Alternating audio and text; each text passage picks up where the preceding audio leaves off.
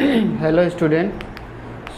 हमारा steam turbine चल रहा है और स्टीम टरबाइन में हमने कंपाउंडिंग कंप्लीट कर लिया है। तो चलिए हम लोग क्लास में जो बचा हुआ कुछ टॉपिक बचे हुए हैं स्टीम टरबाइन के उसको कंप्लीट करते हैं। तो उसमें सबसे पहला वाला जो बचा हुआ जो हमारे टॉपिक्स है उसमें एक है रीजनरेटिव फीड हीटिंग। ठीक है, तो इसके बारे में डिस्कस करते हैं कि ये क्या होता है रीजनरेटिव फीड हीटिंग। देखिए, रीजनरेटिव फीड हीटिंग में क्या होता है, ये जो ब्लॉक डायग्राम है वो आपको इजीली एक्सप्लेन कर देगा इस पर्टिकुलर प्रोसेस को। हम लोग ये तो जानते हैं कि जो हमारा स्टीम होता है वो कहाँ होता है प्रोड्यूस, बॉयलर में प्रोड्यूस किया जाता है। इतना तो हमें पता है। जब बॉयलर से स्टीम जो है प्रोड्यूस होता है तो उसको हम लोग सप्लाई लाइन के थ्रू हम लोग टरबाइन में सेंड करते हैं। क्लियर है? तो क्या होता है कि जब टरबाइन में जब स्टीम को एक्सपांड किया जाता है तो क्या किया जाता है कि पूरी तरीके से स्टीम को जैसे एंट्री किया और लास्ट ऑफ द ब्लेड तक एग्जॉस्ट होता है, ऐसा ना करके हम लोग क्या करते हैं कि जो स्टीम को टरबाइन में एक्सपांड कर रहे हैं उसके सम पोर्शन तक ही हम उसको, मतलब कि हो सकता है कि यहाँ से लेके यहाँ तक अगर 100% एक्सपांसन हो रहा है तो हम लोग क्या करेंगे 20%, 30%, 40% ही केवल उसका यूज़ करेंगे टरबाइन को रोटेट करने के लिए। बाकी यहाँ पे हम लोग क्या कर देंगे, एक गैप प्रोवाइड कर देंगे, उसके थ्रू हम लोग स्टीम को बाहर की तरफ इधर इस डायरेक्शन में निकाल देंगे। यानी कि उसको पूरी तरीके से यूज करेंगे पूरे थ्रू आउट, यहाँ पे जो ब्लेड लगा है उसको ना रोटेट करके, उसके मतलब पार्शियली हम उसको यूज करेंगे ब्लेड को रोटेट करने के लिए और बीच में ही कहीं से हम लोग उसके स्टीम को निकाल देंगे। अब इससे क्या होगा कि जो यहाँ से स्टीम निकला हुआ है तो जब जो प्रोसेस होता है यहाँ से स्टीम का पार्शियली एक्सपांसन करना और उसके बाद उसको बाहर की तरफ रिलीज कर देना, इस पर्टिकुलर प्रोसेस को एक्चुअली कहा जाता है bleeding of the steam. Bleeding of the steam बोला जाता है। मतलब क्या हुआ, the process of draining steam from the certain section of turbine during its expansion.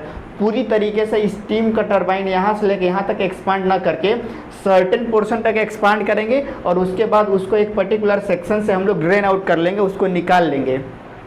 और ये जो स्टीम को निकाले रहेंगे उसका एक्चुअली यूज किया जाता है कि जैसे बॉयलर में जैसे देखिए एयर प्रीहीटर होता था, याद आ रहा है आपको? उसमें हम लोग क्या कर रहे थे कि जो फ्लू गैसेस बाहर निकल रही थी उसके गैस को, उसके हीट को यूज कर रहे थे हम लोग, जो सराउंडिंग एयर था उसको हीट करने के लिए। और एक बार जब वो हीट हो रहा था तो उसको हम लोग फर्नेस में डाल रहे थे। तो यहाँ पे क्या करेंगे कि मान लीजिए कहीं रिवर से हम लोग वाटर को बॉयलर में डालेंगे स्टीम में कन्वर्ट करने के लिए, तो यहाँ से ये जो स्टीम निकाले रहेंगे बॉयलर में उस पर्टिकुलर रिवर के वाटर को डालने से पहले इसको इसके साथ मिक्स कर देंगे। उससे क्या रहेगा कि ये जो बॉयलर को ये जो फीड वाटर को, ये बाहर के सराउंडिंग टेम्परेचर को वाटर को जब हम लोग बॉयलर में डालेंगे तो उसका ऑलरेडी टेम्परेचर ज़्यादा हो जाएगा। और जब उसका टेम्परेचर ऑलरेडी ज़्यादा हो जाएगा तो हमें उसको स्टीम में कन्वर्ट करने के लिए कम अमाउंट ऑफ फ्यूल की सप्लाई देना पड़ेगा। क्लियर है? इस तरीके से हम ये बोल सकते हैं कि अगर हम कम इनपुट देके और सेम आउटपुट पाएंगे तो उससे हमारी क्या हो जाएगी, जो इफिशिएंसी हो जाती है इस पर्टिकुलर पावर प्लांट की वो इंक्रीज हो रही है। तो समझ में आ रहा है ब्लीडिंग ऑफ द स्टीम क्या है कि जब बॉयलर से स्टीम आ रहा है तो स्टीम को पूरी तरीके से टरबाइन में एक्सपांड ना करके सर्टेन पोर्शन तक एक्सपांड करेंगे, उसके बाद एक पर्टिकुलर सेक्शन पे उसको हम लोग ड्रेन आउट कर लेंगे। और जब स्टीम को हम लोग ड्रेन आउट करेंगे तो उसी को हम लोग बोलते हैं ब्लीडिंग ऑफ द स्टीम। और ये जो ड्रेन आउट किए हैं स्टीम को उसका यूज़ करेंगे जो फीड वाटर रहेगा उसको हीटअप करने के लिए। और जब उसको हम लोग हीटअप करेंगे तो उससे फ़ायदा क्या होता है कि हमारी पावर प्लांट की इफिशिएंसी बढ़ जाएगी, या ये बोल सकते हैं कि बॉयलर में जो फ्यूल कंजम्पशन है उसकी अमाउंट कम हो जाएगी। क्लियर है? तो bleeding of the steam clear हो गया। The process of draining steam from the certain section of turbine and during its expansion the using this steam for heating feed water supply to boiler is known as bleeding of the steam and the process of heating feed water। अब यहाँ पे ये जो bleeding of the steam आ रहा है और यहाँ से ये जो वाटर आ रहा है तो दोनों एक दूसरे से मिक्स करेंगे, तो ये जो मिक्सिंग प्रोसेस होता है इसी को बोला जाता है रीजनरेटिव फीड हीटिंग। फीड मतलब क्या कि वाटर को फीड कर रहे हैं, और रीजनरेटिव हीटिंग का मतलब क्या कि जो पार्शली एक्सपांड करके स्टीम आया है और ये जो फीड वाटर आ रहा है, दोनों को जब हम लोग मिक्स करेंगे तो ऑब्वियसली जो फीड वाटर का टेम्परेचर है इंक्रीज हो जाएगा। तो इस पर्टिकुलर प्रोसेस को बोला जाता है रीजनरेटिव फीड हीटिंग। तो आपको यहाँ पे दो कंसेप्ट क्लियर हुआ होगा, एक तो ब्लीडिंग ऑफ द स्टीम क्या है और दूसरा रीजनरेटिव फीड हीटिंग, और दोनों एक दूसरे के सिमिलर हैं। रीजनरेटिव फीड हीटिंग में हम लोग क्या कर रहे हैं कि स्टीम को टरबाइन में एक्सपांड कर रहे हैं, आफ्टर एक्सपांसन सम टाइम उसको एक सर्टेन सेक्शन से हम लोग स्टीम को ड्रेन आउट कर ले रहे हैं, और ये जो ड्रेन आउट स्टीम है इसको यूज़ कर रहे हैं जो फीड वाटर रहेगा उसको मिक्स करके, या ये बोल सकते हैं कि फीड वाटर के टेम्परेचर को इंक्रीज़ करने के लिए। तो ये जो बीच वाले सेक्शन से जब हम लोग ड्रेन आउट स्टीम को कर रहे हैं तो इस पर्टिकुलर प्रोसेस को ब्लीडिंग ऑफ द स्टीम कहा जाता है। और जब इसी जो ब्लीडिंग ऑफ द स्टीम का यूज़ किया जा रहा है फीड वाटर को हीटअप करने के लिए, तो इस पर्टिकुलर प्रोसेस को हम लोग बोलते रहे हैं रीजनरेटिव फीड हीटिंग। क्लियर है ये? अब अगर हम लोग डिस्कस करें कि ये जो रीजनरेटिव फीड हीटिंग होता है ये दो तरह से होता है। दो तरीके से कैसे हो सकता है, मतलब यहाँ पे कैसे होगा कि जैसे देखिए यहाँ पे एक कॉइल लगा हुआ रहेगा और वो कॉइल, ये जो स्टीम आएगा स्टीम इस कॉइल को हीटअप कर देगा। अब जब कॉइल हीटअप हो जाएगा तो जैसे ही फीड वाटर आएगा इसके कांटेक्ट में तो वाटर गर्म हो जाएगा। मतलब हुआ क्या कि स्टीम का एक कॉइल का यूज़ कर रहे हैं, या हो सकता है कि मान लीजिए एक पाइप होगा, पाइप के अंदर में हमारा स्टीम फ्लो, पाइप के अंदर में वाटर फ्लो हो रहा है और उसके सराउंडिंग में ये जो स्टीम जो हम लोग सर्टेन पोर्शन से निकालें उसके सराउंडिंग में रहेगा। उससे क्या हो जाएगा कि जो पाइप के अंदर का जो वाटर रहेगा वो गर्म हो जाएगा। सेम लाइक क्या हो जाएगा वाटर ट्यूब बॉयलर, कि वाटर ट्यूब बॉयलर में क्या होता था कि एक ट्यूब रहता था, उसके अंदर वाटर फ्लो हो रहा है और उसके सराउंडिंग में फ्लू गैसेस है।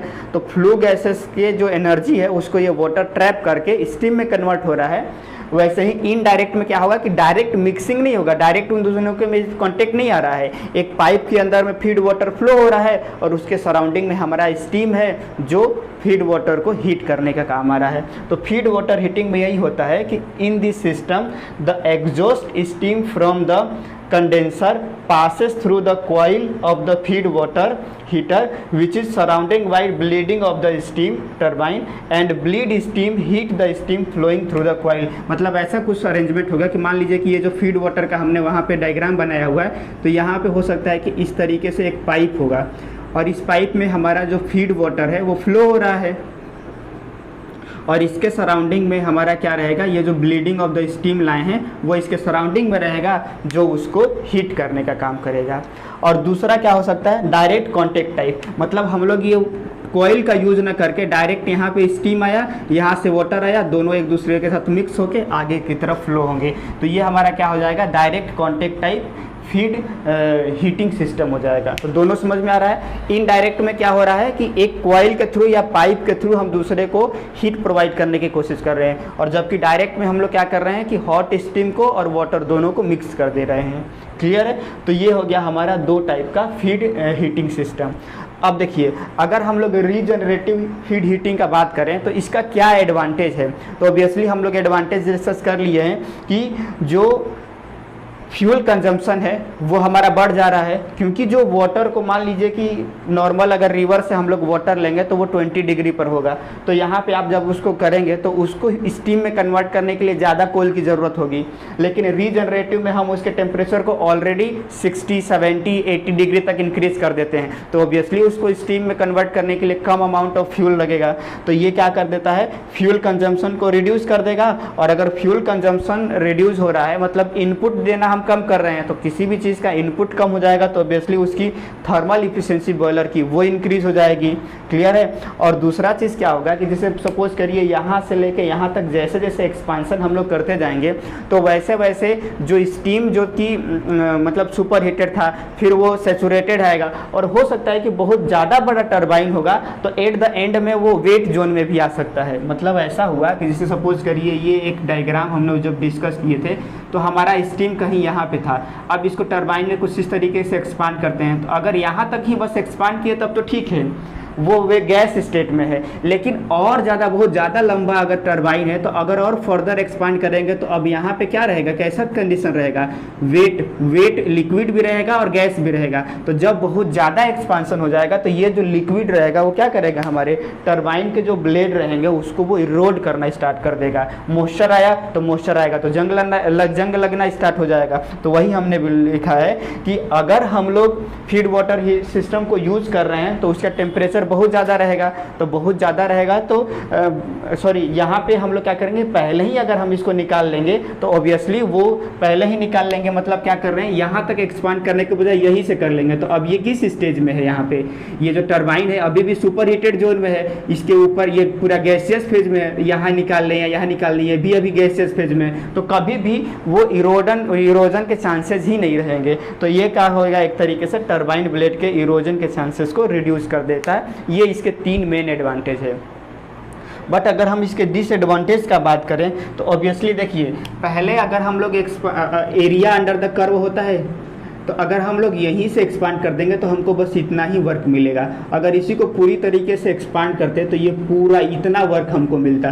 तो ऑब्वियसली हमारा क्या हो जाएगा, जो वर्क डन पर केजी जो स्टीम है वो कम हो जाएगा। वर्क डन पर केजी ऑफ स्टीम जो है वो पर केजी स्टीम इंक्रीज। अच्छा, ये बोलने की कोशिश ये कर रहे हैं कि मान लीजिए कि अगर पहले 100 केजी स्टीम को प्रोड्यूस करने के लिए हमें मान लीजिए 1 केजी स्टीम लग रहा था, तो अब यही 100 केजी वर्क को प्रोड्यूस करने के लिए हमें अब क्या करना पड़ेगा, हो सकता है कि 5 केजी स्टीम की ज़रूरत पड़े। तो वही हम लोग बोल रहे हैं वर्क डन पर केजी ऑफ स्टीम इंक्रीज, मतलब कि अब पहले अगर पूरा एक्सपांसन होता तो हम लोग 1 केजी स्टीम में ही 100 वाट प्रोड्यूस कर पाते, लेकिन अब आपको 5 केजी देना पड़ेगा 100 वाट को प्रोड्यूस करने के लिए। क्यों? क्योंकि आपको पहले ही एक्सपांड कर दिए ना, तो वर्क आउटपुट तो ऑब्वियसली कम हो जाएगा यहाँ पे। तो यही बोलने की कोशिश की है, या ये आप बोल सकते हैं कि ये जो वर्ड हमने लिखा है अगर इसमें कन्फ्यूजन हुआ तो ये लिख सकते हैं कि फॉर सेम वर्क आउटपुट जो स्टीम का जो सप्लाई है वो बढ़ जाएगा, ये भी आप लिख सकते हैं। और दूसरा, ऑब्वियसली आप फीड वाटर हीटिंग लगा रहे हैं तो कुछ अलग से फीड वाटर हीटर लगाना पड़ेगा। यहाँ पे नोजल में जो टरबाइन है उसमें प्रिसाइसली होल करना पड़ेगा। तो ऑब्वियसली जो कॉस्ट होगा इस टरबाइन का कॉस्ट और इसका अलग से कॉस्ट जो है वो हमारे ओवरऑल पावर प्लांट की जो कॉस्ट है उसको इंक्रीज कर देगा। तो ये 2 इसके डिसएडवांटेज हो गए, और बट इसका कुछ एडवांटेज भी है तो वो हमने डिस्कस किया। क्लियर है? तो चलिए ठीक है, और सारे और टॉपिक जो हैं उसको कवर करते हैं।